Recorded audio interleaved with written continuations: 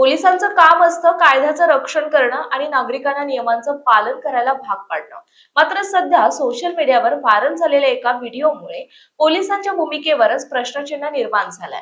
एका पोलीस कर्मचाऱ्याने अवघ्या 6.5 वर्षाच्या नातीच्या हातात कारचं स्टेअरिंग दिल्याचा प्रकार आता समोर आलाय.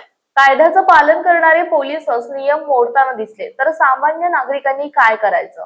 तेलंगणातील रंगारेड्डी जिल्ह्यातील ही घटना सध्या देशभरात चर्चेचा विषय ठरली. एका पोलीस सब इन्स्पेक्टरने आपल्या चिमुकल्या नातीला थेट सार्वजनिक रस्त्यावर कार चालवण्याचं प्रशिक्षण दिलं. लहान मुलीला कारवर नियंत्रण ठेवता येत नसल्याने रस्त्यावर वाहनांच्या रांगा लागल्या आणि मोठं ट्रॅफिक जाम झालं. जेव्हा नागरिकांनी या प्रकाराबद्दल जाब विचारला तेव्हा त्या अधिकाऱ्याने दिलेलं उत्तर आणखी धक्कादायक होतं. मी माझ्या नातीला गिनीज वर्ल्ड रेकॉर्डसाठी प्रशिक्षण देतोय असं त्यांनी सांगितलं. मात्र सार्वजनिक रस्त्यावर अल्पवयीन मुलाला वाहन चालवून देणं हा गंभीर नियमभंग मानला जातो. या प्रकारचा व्हिडिओ सोशल मीडियावर व्हायरल झाल्यानंतर नेटकऱ्यांनी तीव्र संताप व्यक्त केला.